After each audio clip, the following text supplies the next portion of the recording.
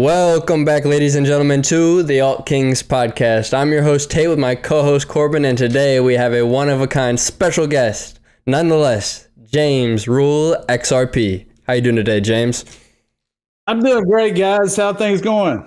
Doing great. We are so happy to have you. Absolutely. I mean, nonetheless, your name has XRP in it. We've been big fans of you for a while now, following a lot of your work, and yeah, it's truly an honor. I appreciate that. I've been on 3 interviews today, and I tell you what, the schedules have been tight. But yeah, I'm glad I'm here with you guys, getting the word out. You know, people get to learn more about me. That's what it's all about.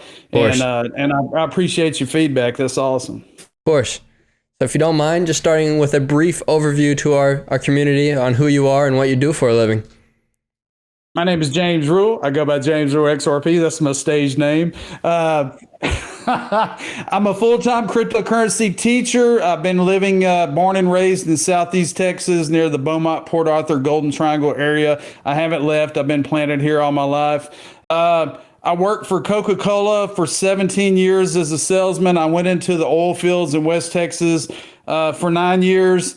I landed a refinery plant job here on the Gulf Coast for 3 years, was laid off during COVID, and the rest is history. I created a YouTube channel. I didn't know what the hell I was doing. Started jumping into the rabbit holes, researching. I got 10 subscribers on YouTube, and I was like, oh shit, we're on to something here, man. And next thing you know, the rest is it. 2 years later, the rest is history. I've interviewed some phenomenal CEOs of projects on the XRP ledger as well as other projects, and I'm just blessed to be able to do this full time now. That's beautiful. That is amazing. That's our end goal too, is to be able to do this full time. Yeah. Cool to crank out a video every other day. Stick with it. You know, most CEOs and companies are willing to speak with you if you send them a script. You know, you have to send them a script ahead of time to kind of get their approval, but it usually works every time, man. It's worked for me. So yeah, just stay hard at it. Keep doing what you're doing. You'll get there. Consistency is key. Yeah, we've had a couple of big influences on, like Crypto Mason, and then just tons of XRP and HBAR NFT projects that just continue to snowball effect into our growth. That's awesome, man. Keep at it. Keep doing what you're doing. It's fun. It gets better. It is. You got to enjoy it too. That's the big thing. Yeah, 100%.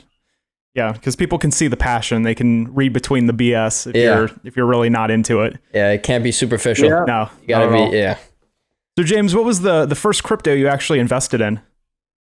Believe it or not, with the name JamesRuleXRP, it was Bitcoin. Back in 2017, I was working in the West Texas oil fields. I was making damn good money, 6 figures. But I thought, you know, what else is there to invest in besides 401ks, penny stocks, all the above? I found Bitcoin. I was, and the thing that gets me, I'm a computer geek. I've been in computers since the 80s. I knew about Bitcoin when it first came out. I thought it was a joke, digital money. This will never, happen. And then last year it hit $60,000. I was like, shit, if I would have had 1,000 Bitcoin, I'd be set for life today, So, working in West Texas, I found Bitcoin right before about mid 2017. Then I started jumping into other rabbit holes because when you work in the oil field, if the wells are what they call Cadillacing, you just sit on your ass and you get paid 24/7. So I had Google time, I had Netflix and chill time, whatever you want to call it. And I found Bitcoin, and right before the bull run at the end of 2017, I found XRP. I didn't know who Ripple was. I had no clue who Ripple was. I just knew that XRP was a token that was way less expensive than Bitcoin. So I flipped my Bitcoin into XRP. I rode the bull run up all the way to 384. I rode it back down, 99 cents. I bought more at 99 cents and it kept freaking dropping. And I was like, what the hell did I get myself into? But, throughout the last few years, I've done a lot of research. I've studied the ecosystem, not just Ripple, but the XRP ledger in general, the utility, the use cases, the projects. I'm an ambassador for several projects, legitimate projects building on top of the XRP ledger today. And XRP is my top holding along with several others. Yeah, I knew it couldn't just be XRP. It's normally everybody starts out with something else before they get into XRP and realize. Before we continue, none of this is financial advice. Of course. Yes. No, you make your own decisions. You invest in your own projects. I'm not responsible. Don't come looking at me. Yes, yes, indeed. We are not responsible for any of your financial choices. That is incredible. So what initially made you consider cryptocurrency? Obviously, you said you had a lot of time on your hands. You wanted to get away from the 401k and just basic penny stocks and regular stocks. What gave you that drive to just pursue crypto and pursue Bitcoin? Because obviously, in the beginning, a lot of people thought Bitcoin was like a facade and stuff. Nobody really believed in it. Nobody knew what the technology did. Like, what really gave you that initial drive and interest? Well, I had some extra cash on my hands. There you go. It wasn't in 401ks. It wasn't in penny stocks. Penny stocks were a joke. I made a couple hundred here, a couple hundred there, you know.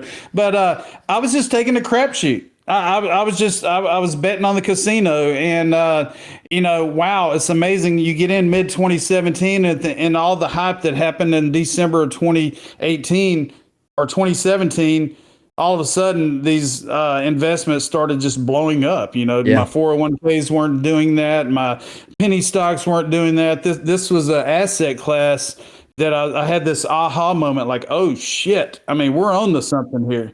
And then once I started really researching all the different underlying ecosystems, I got more excited. It didn't matter what the price was. It don't matter what the price is today.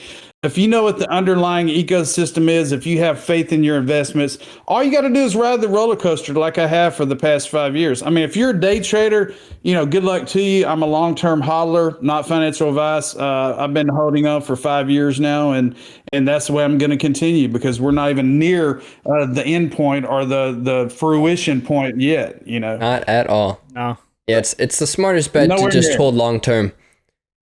Trading can be a very complex sort of I don't way have of the investing. patience. I don't have the time. Yeah. I deal with so many people in the public. I receive hundreds of messages on Twitter every day, YouTube videos, now TikTok. Now I'm on TikTok, baby. JamesRuleXRP Nice. TikTok. I'm where all the cool kids are. Come check me out on TikTok. But yeah, same thing on YouTube, JamesRuleXRP. I'm easy to find. But yeah, it's a passion now. And like I said, from all the research I've done, hopefully the community and people that follow me take the breadcrumbs, run with it, do their own research. And a lot of them tell me, James, you're doing the research for me. I don't need to research. Bullshit. You need to research it Yes, yourself. you do. Yep. See the proof, see the golden opportunity down the road by doing your own research. It makes you feel better. Yeah. Can't always believe in everybody else around you. You have to believe in yourself. That's a very it, vital man. factor. Yeah, and it also helps sort of, I call it the crypto callus, because you're going to watch your investment. Like, I check it every day because I got the callus, but initially it was really painful watching it do this all the time. Constant roller coaster, up, down, up, down, up, down, up, up, up, up, up, up, up, up, and crash, and like constantly. So you eventually just get this callus that's like, well, I believe in this tech so much, not financial advice, that I'm just going to hold on for, you know, as long as it takes at this point. Well, let me Like tell for you dear what I life. did. I'm not going to tell you what's in my bags, but on my mom's birthday, April 14th of 2021 last year, my net, and I'm not bragging, I've been in this for a long time. My net worth was 2.4 million.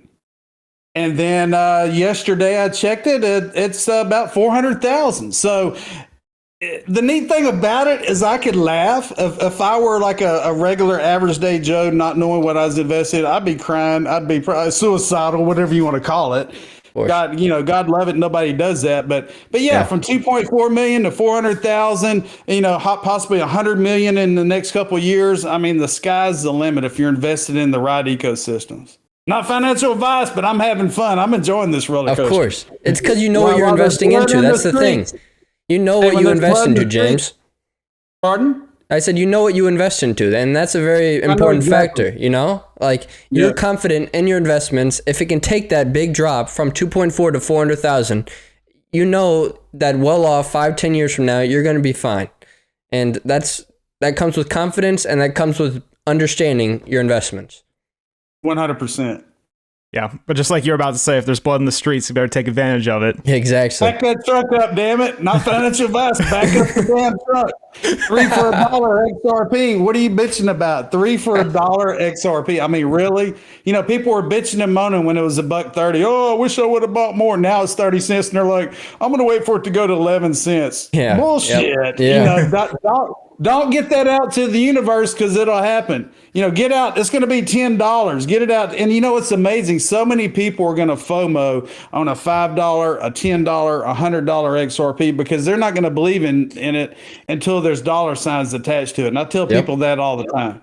Once they see that 100%, technology. yeah, once they see that 100%, 200%, then they're going to want to follow that 300, 400, and then next thing you know, we'll be listed on Coinbase going to $15+.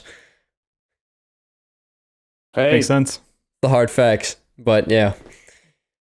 I have faith in it. Yeah, of course. So speaking of XRP, you know, we got this lawsuit going on with the SEC that seems to keep dragging on and on and on and on. Why do you think it has dragged on for as long as it has, James? I mean, obviously none of us are Jeremy Hogan, but you know, well, I have a couple of speculations. My first one, which is, I believe in the laws of attraction. If you get it out to the universe, it's going to come back to you 1,000-fold or whatever. And I've practiced the laws of attraction since 2006. I want to say since that movie The Secret came out, and it works. You know, sometimes you'll walk to your mailbox, you'll get a check for $1,000 for paying too much on your escrow, and you're like, holy shit, the laws of attraction works. You know, you get it when you least expect it. But in my heart, I feel that, yeah, of course, the SEC don't want to lose. They're already looking like a bunch of idiots because we've already proven the William Hinman ETH-free pass. We've already, you know, Jay Clayton, the cover-up, consensus, all the above. You all know what I'm talking about. Yes. But when you really look at it, you really think about it, is the U.S. banking system, are they working on integrating these blockchains into the banking system? Is that why the delay is taking place? I mean, you know, there's all kind of speculations, conspiracy theorists, whatever. I feel it's a combination of both. I know the SEC don't want to lose; they're dragging it out. You know, when are we going to flip the switch in the U.S.? When are we going to replace SWIFT, ISO 20022, all the above? I mean, there's so many opportunities. There's so many things I could say. I mean, who knows what's going to happen? Sure. Yeah, because you actually might have a point about maybe they're delaying because they want to integrate it more, because the Fed just recently announced that they had actually delayed some of their roadmap for ISO integration. 2025 for Fedware. I'm like, that's bullshit. Yeah, it really is. You're lying. Stop lying, Feds. You tell us the truth. It's happening in September. Shut the hell up. You know, they're just trying to spread FUD. I don't know when it's going to happen. You know, Fed now, one of the guys from Ripple works for the Faster Payments Council. I forgot his name, Craig DeWitt, maybe. Or he used to be with him. And I asked him some questions. He follows me on Twitter, and I say, Craig, man, when's this Fedwire going live? Is XRP going to be? He's like, I can't say nothing. I can't say nothing. I can't say nothing. I'm like, Like, I kind of, when they say I can't say nothing, I'm like, they know. Oh, what'd you just tell me? You know, so. That was NDA speak for yes. Yeah. I mean, I give you my 2 cents. I tell you the way I feel. I'm human. If I get it out to the universe enough times, maybe some of that will actually take place here pretty soon. Yeah. I mean, you never know. You never know. If we say XRP to 589 enough times, maybe it'll take place very soon. Who knows? I'm $5.89, $589. Exactly. Yes. Yeah, there we go. You got to specify that. So yeah, there's so many fun schizo rabbit holes to go down with XRP. It's such a joy to research and go through stuff with it. You know, I'm so excited about these projects, these legitimate projects, you know, like Shiba NFT. And many of you will laugh. Shiba NFT, you got BPM Wallet, it's putting ticketing on the blockchain. You got XRP Phone. This guy created a phone service that integrates with QuickBooks. Cool. You can pay for your items with XRP. I mean, you got Expector. They're building a metaverse where you can have, they're going to have real estate where you can actually be a real estate agent selling property in the metaverse. I mean, that's coming. And now today I just became an ambassador for PaleoCoin. They're paleontologists that are building on top of the XRP ledger. They're going to create NFTs, 3D NFTs of true fossils. They're going to create an app for schools and colleges. And I tell you what, I could go on and on. And what's going to be tomorrow? Who's going to hit me up tomorrow? Who's going to say, hey, look, I'm doing this on the XRP ledger. I'm doing this. I mean, we live in this incredible time. You know, I grew up when the Internet of Information came out, when the Yep. internet first started. I had one of the first email addresses in Beaumont, Texas, jr@gt.org. I don't have it anymore. I had a dial-up modem. I had a 286 computer that had the 3.5 and the 5.25 inch floppy drive. I still remember that dial-up sound in my head. You know, Oh, yeah. you got on that squealing 2400 baud modem, 56K. If you're my age, you know exactly what I'm talking about. And now the cool kids have no clue what we went through. You know, if you were downloading a Metallica song on Napster 25 years ago and somebody picked up the phone, you're screwed. You have to spend another 3 hours downloading that freaking song. Believe it or not, that's the way it was. So, Oh, yeah. you know, living in that era of the internet, and now living in this era of the internet of value and blockchain and, you know, Web 3.0, Web 4.0, whatever, it's freaking amazing. It blows me away, man. I'm blown away every day. Yeah, You know? absolutely. It's like as the internet speeds have gotten faster and faster as time goes on, because I remember those times too. I was in a kind of low income home in, you know, late 90s, early 2000s. We had dial up. We had, I think, Earthlink. Yep. And it was like it would take forever to download something off of, like, I'm not saying I did, so I don't implicate myself, but like LimeWire or like Napster or something like that. You don't have to say who it was. Let me tell you what's funny. Whenever Roadrunner first, I know we're kind of getting off subject. Roadrunner was Time Warner's high-speed internet. It came to Beaumont, Texas, and so I figured out LimeWire and all this other different stuff. I started downloading movies. Nice. And all of a sudden, I get this email from Time Warner saying, "Well, the motion picture industry of America has caught you downloading copyrighted material." I said, "I don't know what you're talking about. Somebody pulled up in my driveway and hacked my modem. I don't know what the fuck you're talking about." And they're like, "Okay, sir, just make sure you password protect your modem." And I was like, "Yeah, we're only going to download one movie at a time, not 10." You know, so you know that was the good old days. That was the good old days. Now everything's streaming. You got Netflix. You got you know, social media, TikTok. You know, kids never leave the house. They have everything they need on this device. You know, And their attention spans are just slowly going downwards. Not even slowly. It's already like a goldfish at this point. Yeah. They can't even last 30 now seconds. The metaverse, here in a couple of years, you'll never have to leave the house. You know, Uber Eats, you know, you just sit home, you got your goggles on, you never leave the house. You know, not You me. press I'm one old button school. in the metaverse to order you some Chipotle home. Got some Boston Dynamics robots patrolling around, making sure you don't leave because of another pandemic. But I'm old school. You know, when I was Yeah, of interviewing course. Dirk a while ago with Expector on Zoom, I was interviewing Dirk and I said, you know, I'm going to enjoy the metaverse, but I'm going to travel the world because I'm going to create course. a TikTok channel called I Told You So. And everywhere I go, I'm going to say, I told you so. You know, people are still laughing at me. I told about XRP 5 years ago. And a lot of them called me last April, my mom's birthday, when they saw it was like $1.87. Oh shit, where do I buy it? Where do I get it at? You know, and I told them, I remember it was those. $5 for $1 when I told you Kmart Blue Light Special. You know, I gave you an opportunity. I didn't. Yep. But people are crazy. People don't believe in it until No. they've researched it enough, and so many people aren't doing the research. Oh yeah, buy this meme coin because I bought it. You know, it'd be like me telling you go to a Ford dealership, buy F-350 red just because I told you to buy it. You don't need to test drive it. You don't need to read the papers, understand the gas mileage. Just buy it. You know, that's basically what people are doing today with crypto. Yeah, it's like me saying buy a safe moon. Yeah, buy a Because meme it's a coin. safe Get moon, you rug know. for it. Yeah. Sheba to the moon. Yeah. It's all a joke. But pivoting back to the real cryptocurrency here. Let's get back to reality. Sure.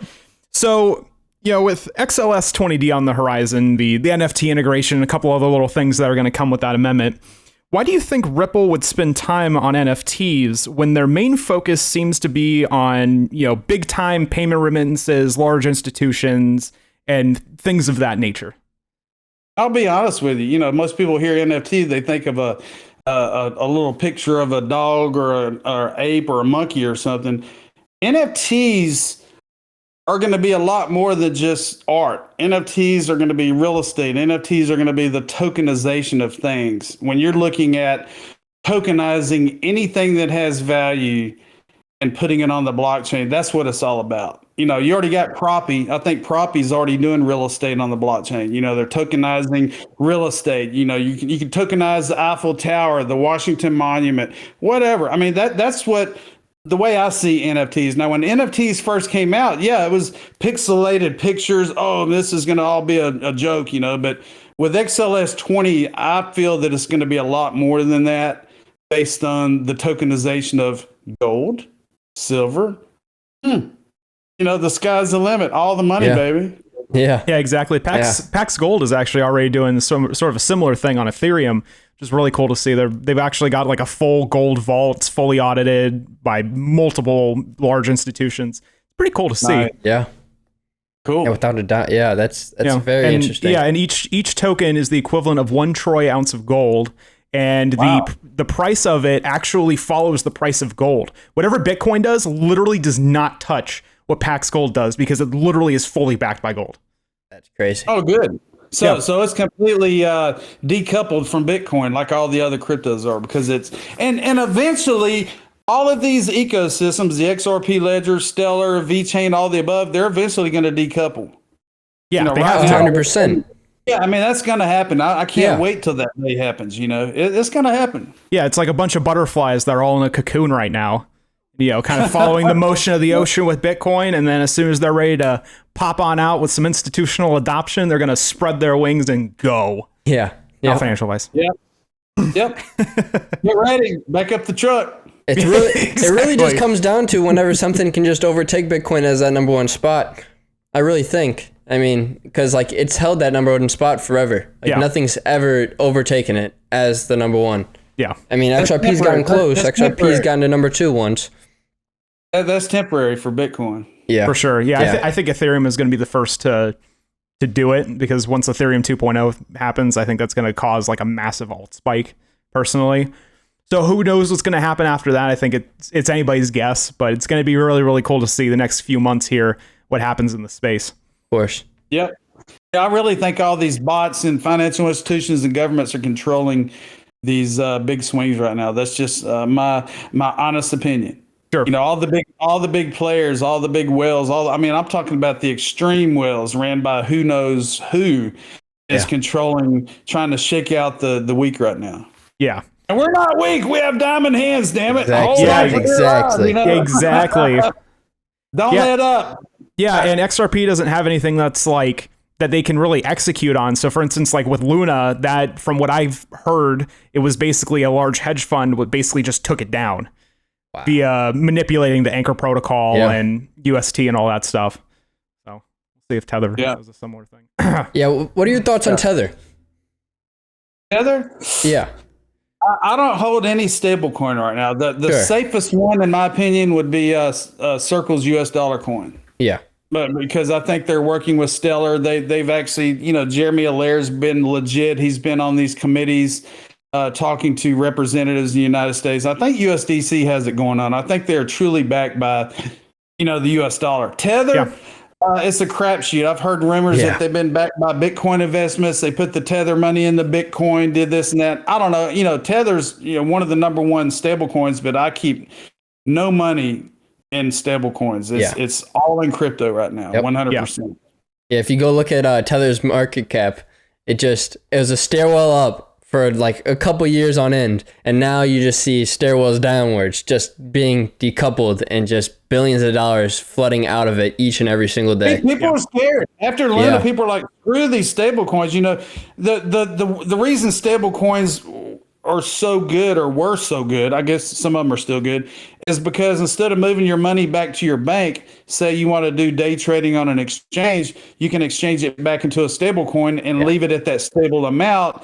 And when you're ready to reinvest in another digital asset or the same one at a lower price, you just immediately flip that stable coin digital into a digital asset. So, you know, that's the big advantages of stable coins. I was just getting a little bit of FYI out there. I know y'all know this. I just letting the public all good. And there's a lot of like staking like implementations as well. I mean, like USDC and Tether, I mean, there's some good APYs out there that people try to promote and give you upwards of over 10% on your return. You can you can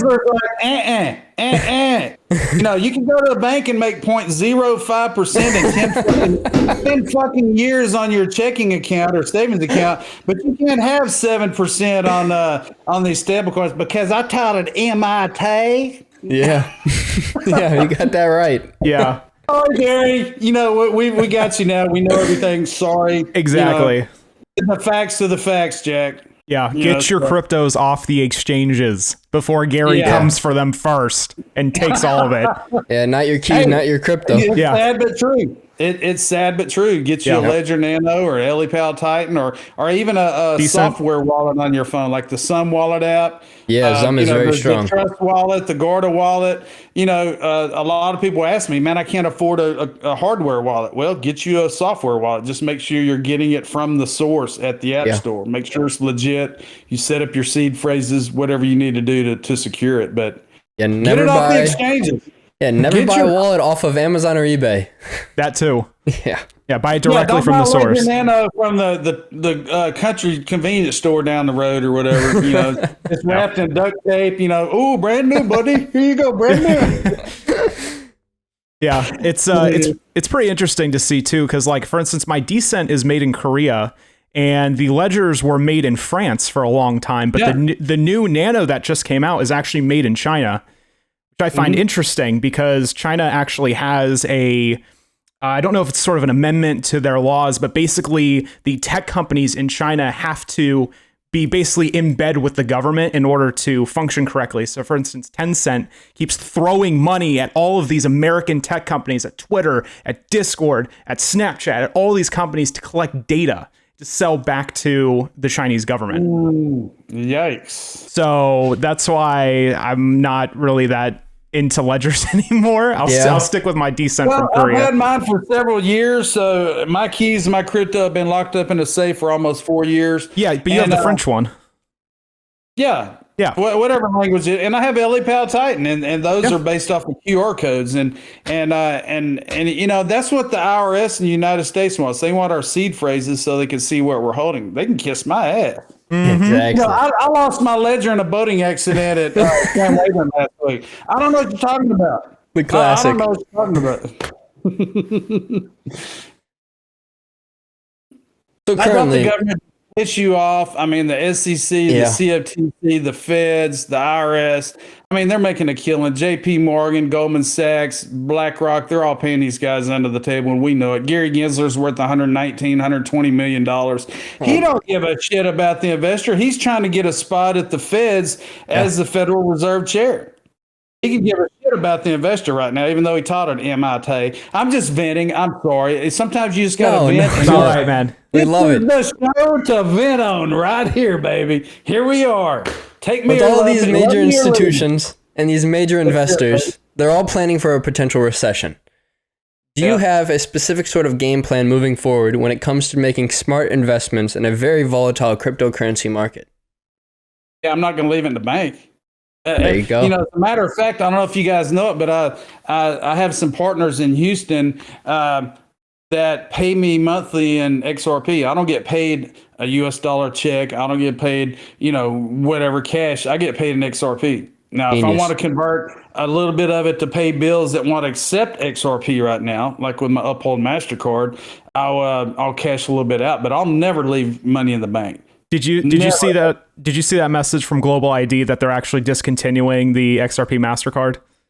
Yeah, they're wanting to go decentralized. You know, now I love Uphold. I know JP Terriot personally, a wonderful exchange.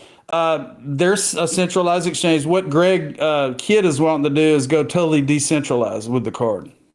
Okay, cool.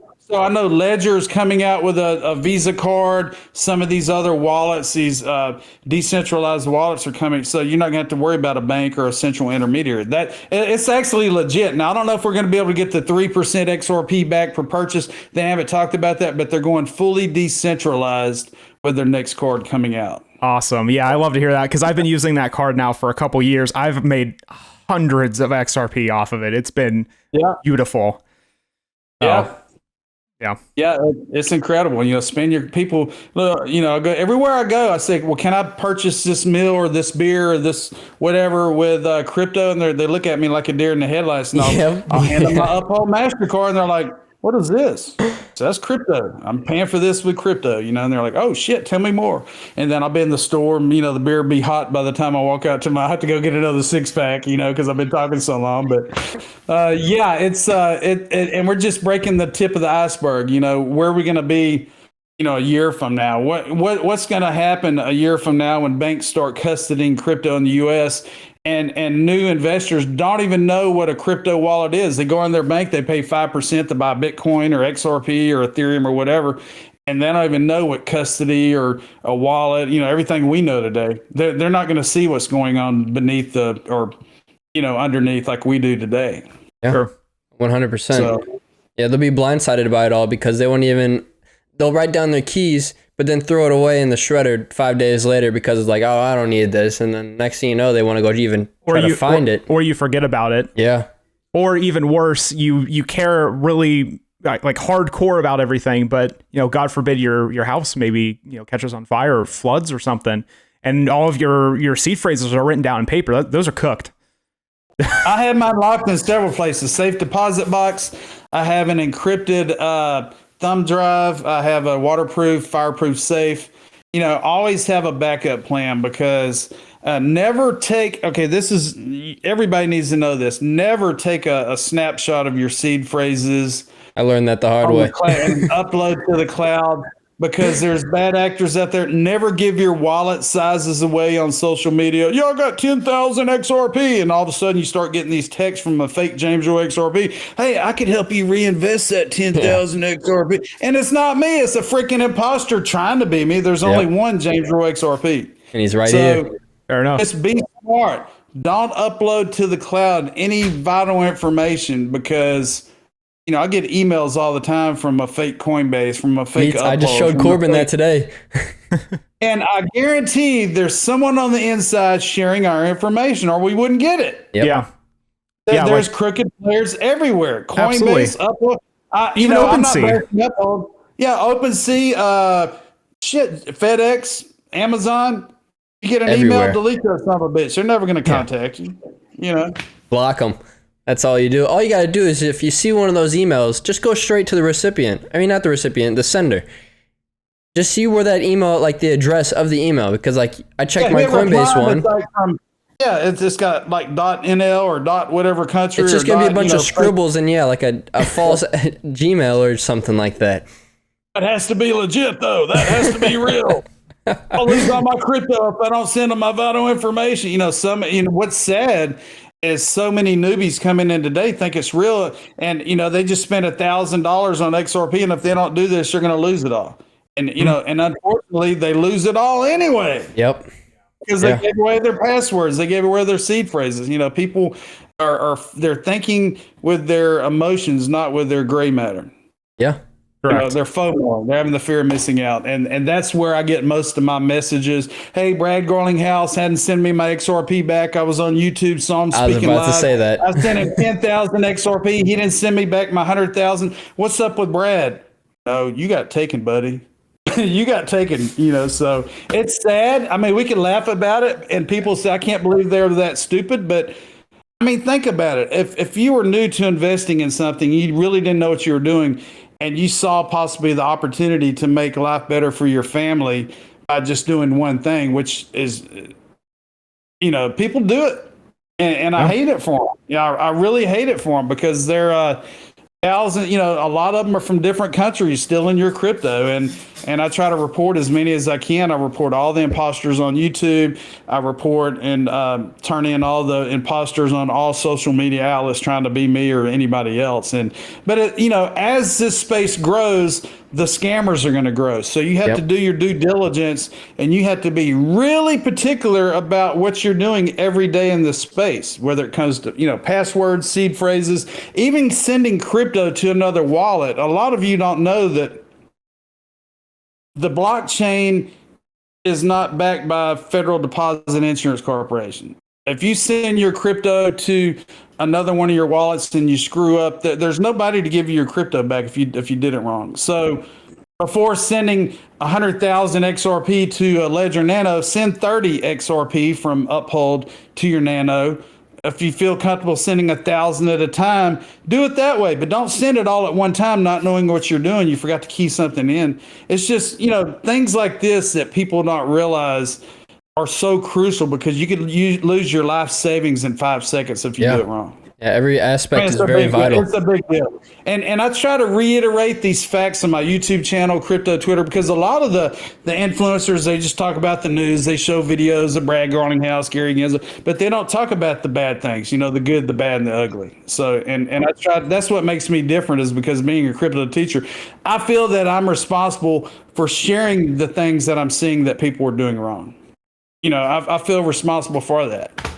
I'm not responsible for your decisions. Of course. But of I course. feel that since I see so much negativity and things happening to people, I want to share what I see with the world. And you want to educate people right from wrong. Exactly. That's it, baby. That's what it's all about. Who's your most favorite crypto influencer out there besides yourself, of course? Believe it or not, the first one I actually started watching was Digital Asset Investor. Nice. Sure. Quality. He's gained some recognition. He's one of the crypto Twitter sleuths that have been getting all this information out about the SEC, and my hat's off to him. But yeah, he was one of the first ones I started watching. I mean, there's several. You got the Bearable Bull. Yep. You got Kevin Cage. I've been watching Brad Kimes. There's so many. We all watch each other. We all share the news on crypto Twitter. Yep. We talk about them, they talk about us. We're just one big happy family in this crypto space. Yeah. Incredible. Mm-hmm. What is back to XRP? What is your favorite source of utility when it comes to XRP's tech, such as ODL and their other technologies that Ripple has been steadily adding to Ripple's blockchain technology? Well, for Ripple, on-demand liquidity is incredible because it uses XRP, as the fuel, as a liquidity source. You got RippleNet as well.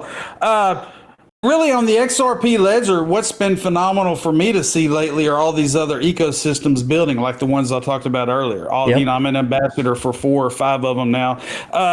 The Sum Wallet app, I could send my sister XRP for Christmas, and I don't have to go through a bank. It goes straight from my XRP wallet to her wallet. If she wants to spend it on her end, cash it out or whatever, that's up to her. Yeah. But 3 to 5 seconds, when I get paid every month, it's in 3 to 5 seconds. If it takes 30 seconds, I'm sweating. I'm like, oh shit, where's my deposit? It took 30 seconds. Oh shit. But some exchanges do take a little bit longer. So if you're sending like from a Bitrue to your wallet or an Uphold to your wallet, be patient. Even though the transaction in real time does take 3 to 5 seconds, I think the KYC factors, making sure that the networks are legit. If you see all of a sudden you see a bull run and XRP goes up to $1.50 and you're trying to cash out or whatever, be patient, because what's happening is these networks are becoming overloaded. It happens to Coinbase all the time. Uphold, I got with JP Terry. Throughout the year, they do stress test on the exchange, which is freaking phenomenal, because they do scenarios where, say, 1 million people are all of a sudden on the network trying to do this, and they're thinking outside the box. And I don't know what Coinbase does. I don't know. Coinbase is huge. I use Coinbase. It was one of my first ones after the original Binance.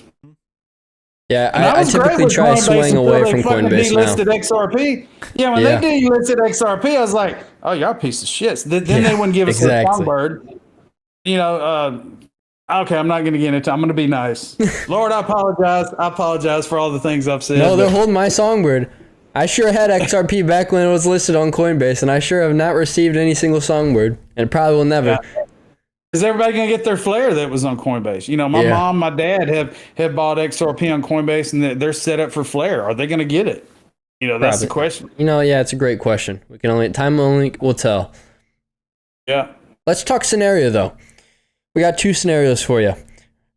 Scenario 1, Ripple loses lawsuit. In your eyes, what do you believe would happen next? Because we all know Brad's already stated if Ripple was to lose this lawsuit, they're leaving the United States, as they completely should. What do you see happening potentially next? Well, first of all, Ripple's not going to lose the lawsuit, but Of but we'll go course. through the I mean, we both scenarios. know that. but, Devil's like, advocate. Yeah, I mean, yes. I'm not in scenario. Hey, I'm moving to Switzerland. If that happens, I'm moving to Switzerland. I mean, I'm gonna move. I'm moving to Switzerland. They could all kiss our ass. U.S. You leave technology behind. It's all because the United States government and the banks are so freaking greedy. Yeah. That they want to figure out how to get their hands in the cookie jar instead of letting these fintech companies flourish here. They're so worried about what they're going to get out of it. What's in it for me? Yeah. Like, give me a freaking break. We're so educated. We need to have a big ass Zoom conference with all the representatives, all the congressmen and women in the United States, the CFTC, the SEC, and give them our feedback. I mean, crypto is not bad. Crypto is not, all for money laundering. These ecosystems that are building on top of these networks are phenomenal. They're making the world more efficient, a better place, all of the above. So, like I said, I don't see Ripple losing this, but it's all shits and giggles, whatever you would call it. Of course. Yeah. I mean, That's great. It would be an example. If Ripple left the United States, it would definitely be a nail in the coffin for the SEC. Another nail in that coffin. It'd be a big statement, that's for sure. Yeah. Do you think so? Well, actually, I don't know this. Is Uphold based out of the United States? They're out of the UK. UK. Okay, so they wouldn't necessarily have to delist XRP. That's incredible. Yeah. Really cool. Yeah, every time I have to send money to my debit card, I get charged an international transaction fee because it has to go to Uphold, which is in the UK, and my bank's like, "Oh, we got an international payment." Yeah, I had to get with my bank right off the bat and say, look, I'm an influencer. I'm going to be dealing with crypto here and there and everywhere. Just open my shit up. Now, if you see a credit card transaction in another state besides Texas, that's something else. But if you see me with a Coinbase or an Uphold or whatever, just, let it go. I'm good. Of course. So. So once Ripple wins this lawsuit, what do you speculate market cap and price for XRP post lawsuit, post Coinbase relisting? This is scenario 2, by the way. Yes. Man, I tell you what, I interviewed the managing director of Valhill Capital, Jimmy Valley, last February 2021, and he's a dear friend of mine.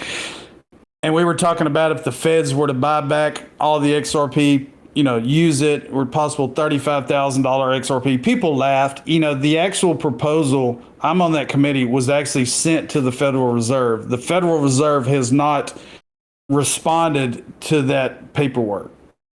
So getting back to XRP after the lawsuit, after the relisting, I mean, without a doubt, we're looking at a double digit in no time. $10, $15 XRP. I mean, you could laugh all you want. People say, oh, it'll never get to that. When it's the first legitimate legalized ecosystem cryptocurrency in the United States, don't tell me the banks, the Grayscales, the Blackstones, all of the above are going to try to scoop up that liquidity as it's released into the ecosystem. Yeah. So right now, so you may not have an opportunity to get an XRP after regulatory clarity. Now, there's going to be people selling at different intervals. People have exit strategies. At $5, I'm going to cash out this much. At $100, I'm going to cash out this much. You do you, I do me. But the bulk of it, all the XRPs in escrow, billions being released every month out of escrow, that's going to be scooped up, whether it be the IMF, the governments, the CBDC, governments, banks around the world. I'm going to be saying I told you so when that happens. Of course. Yeah, exactly. There's definitely a lot more institutions and people than there are, for instance, like Senator Warrens out there that are always just bad-mouthing crypto all the time. Oh, it's horrible, man. It just makes you want to cringe. You're like, ugh, just... The problem with Senator Warren is... Hey, I'm with you, man. I don't watch the news on TV anymore. I'm so sick and freaking tired of all the negativity. Yeah. All of my news is online, is on YouTube, is on social media. That's all I need. I try to stay focused, but seriously, all the news you see on CNBC and all these sources getting this FUD out there talking about crypto winners. Yeah, Celsius has done this, blah, blah, blah, blah, blah, blah. You have to look past all that. Yeah. And like I stated before, you have to look at what you're invested in, look at the underlying ecosystems. believe in what you're investing in, and hold long term, waiting for the DJ to show up to the party, because the DJ's not even there yet. We're walking around with a cold drink in our hand, but shit, there's no music playing yet. Yeah. DJ's not there. We're still waiting on that fucker to show up. Come on, Tiesto. Come on, Tiesto. Let's do some EDM. Bring it on, bitch. And the problem with the news is they're not going to tell you the best investments. They're gonna sway you away from everything that's good. And they're going to make sure that you don't know the best of the best. They're just going to talk about all the FUD and obviously like Celsius, Luna, and just Bitcoin going on a very downward trend. And they're not going to really talk about what is needing to be talked about. That's what the news is all negativity. It's all That's where they get all their ratings from. You know, ooh, there's a fire here or a war here or bullshit COVID here or whatever there. You know, that's where they get all their ratings from, is the negativity. And people are just, my dad and mom, every day at 5:30, they're glued to the TV. I'm like, why do you watch this shit? Yeah. Yeah. You know, go watch Better Call Saul. There's some new episodes. Yeah. Hey man, I just caught up, man. I'll tell you what. So good. So good. Now Breaking Bad is my all-time favorite series. Sure. Yes. The whole thing. Sure. I'm giving my secrets away now, but Better Call Saul, if you haven't seen it, I think here in the next couple of weeks they're going to release the rest of the second half of the season. Yeah, the beginning is very slow, but it's all really solid character development. And then it's almost like if, how do I word this? Like, because Breaking Bad from the get-go, you know, from the end of season 1 with the this is not meth explosion, like, you knew it was going to be 0 to 100 real quick. Yeah. With Better Call Saul, they focused a lot more on character development. Yeah. Because I think it's the precursor. Yeah, they went backwards. Better Call Saul is the precursor to Breaking Bad. Yep. So, yeah. Yeah. If they didn't know that, and we don't want to give away all the breadcrumbs and everything, you know, but yeah, I mean, okay, so you guys want to know what my top 5 cryptos are, right? Yeah. Yes, please. You beat us to the last. You know, I have about 30, and I really hate to put myself on the spot, but as you know, I'll call it 90% of my holdings is XRP. Sure. It's been that way for 5 years. XRP is always going to be my top holding. I have a little bit of XLM. I have kind of mixed emotions. Jeb McCaleb has been selling the fuck out of his XRP that he received. I can't wait till he's rid of it. I kind of have mixed emotions. I mean, Stellar's, you know, doing their thing. He might be. One thing to think about is he also might be contractually obligated to do so. Just a thought. I mean, I'm not 100% sure, but it was a scenario that was thrown at me, you know, long ago, and I was like, could be a possibility. Or, I mean, who's to say it's not going from USD back to XRP? I mean, who knows? I mean, we'll never know that. But VChain, a lot of people give me shit because VChain's out of China. I tell you what, authenticity on the blockchain. Yeah, I mean, you know, the founder, the CEO used to work for Louis Vuitton, and he was looking for a way to authenticate merchandise items on the blockchain, as well as food items, temperature tracking 24/7 through its life cycle from the catch to the table, or whatever you want to call it. That is phenomenal. VChain's phenomenal. 2.2 fucking cents right now. I mean, hello. People laugh at me. Dude, laugh all you want. I made 18,000. I actually took profits on VChain last year. I took about 18,000 profit on VChain last year, and I reinvested here not too long ago. But very cool. Not financial advice. Not financial. Sure. Sure. You got HBAR. You got Hedera Hashgraph, who is based out of Texas. HBAR is a phenomenal ecosystem. Cardano, ADA, as well as the ecosystems that I'm now ambassadors for. You know, when you look at a sub-penny token that is building on top of the XRP ledger that hasn't even flourished yet, it's something to look at. You know, not financial advice, but I'm just going to tell you these are my investments, and those are my tops right there. So, have you ever looked into? I don't have any Bitcoin. I don't have any Ethereum. I'm going to go ahead and get that out there. No Bitcoin, no Ethereum, no ERC20s, none of that shit. Sure. I'm surprised Quant wasn't on the list. Yeah, well, he just said no ERC20s. Oh, fair. Okay. Yeah. Fair. Well, you know, you have the ISO 20022 tokens. You got Algo, IOTA. Yes. I don't know. I may have some of those. I don't know. Shit. I mean, I have wallets everywhere. I'm diversified not only on crypto, but my wallets are everywhere. They're everywhere. I have to keep track and lock it in the safe. But it's fun to be able to diversify because as the price of my main investment goes up, it's going to give me an opportunity to invest in more projects or possibly invest in more Ripple it linked to. You know, you have to be an accredited investor to actually buy the equity shares of Ripple, the company. Ripple, the company, and XRP are not the same. So many news sources are saying Ripple's XRP or XRP from Ripple. No, they're not the same. Ripple uses XRP in their software to make payments around the world through the banking ecosystem. If Ripple didn't exist, XRP still would. Created before, XRP was created before Ripple. Ripple was open coin before. So a lot of people don't know that. A lot of people are uneducated. They call it little brained.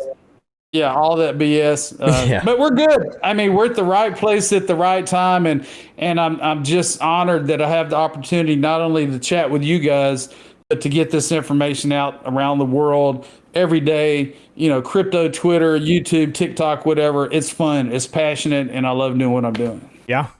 I've got one last question for you, because we talked about NFTs on the XRP and stuff. I mean, you stated off some projects that you're ambassadors for. Have you ever looked into the XRP junkies by chance?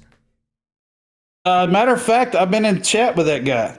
Yeah, that's a great community right there. I'll tell you that. He's out of Austin, and he's actually sent me some kind of behind the scenes video clips of his metaverse he's creating in the bar and all that stuff. Yeah, I know him well. As a matter of fact, once he really goes live, I wouldn't doubt it if I would become an ambassador for that project as well. So it's definitely something to keep your eye out for. Yeah, they're doing great work over there. They're partnered with a whole entire game development team and everything. It's the real deal.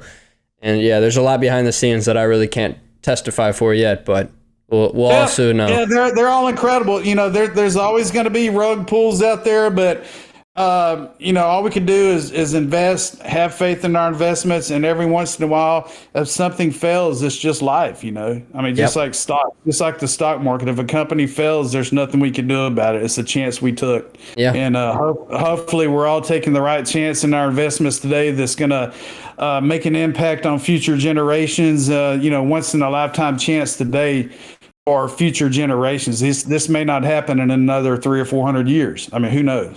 Yeah. Yeah. Cool. That's incredible. Actually, one last thing. So, like, with these NFT projects, with these NFT projects on the XRP. 30 minutes. 30 I'm so sorry. No. With the NFT projects developing on the XRPL and stuff, it's a possibility for these projects to basically make you more XRP on top of your XRP that you invest in.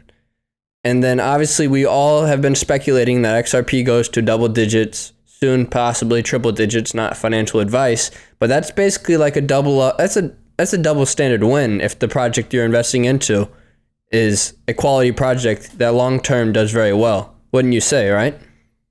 Yeah, I mean, not only that, think about Flare. When Flare comes out, you have all these wrapped assets, these F assets. You're going to be able to allocate your XRP to the network, and you're going to be getting all these other assets just for having your XRP there. I mean, it's DeFi to the max. You know, we're not worrying about a central intermediary, our governments, all that bullshit. We're doing it ourselves because we can. And yeah, double digit, triple digit XRP is coming. I don't know when, but it's coming. I mean, I have faith. It's coming. You know, these NFTs, the tokenization of things, XLS20. There's so many things that we don't know about that are taking place that are going to melt faces. Faces are going to melt. Yep. Sure. They're absolutely going to melt. Wait till we take over the derivatives market, then it's game over. Quadrillion. Come on, baby. Come on. All the money, baby. James Rule, thank you once again for coming on the podcast, and we appreciate everything you've ever given us. And once again, it's been a pleasure. My pleasure. Let's do it again. Of course, we'd love to. Well, ladies and gentlemen, with that being said, this has been the Alt Kings podcast, and we will see you next episode.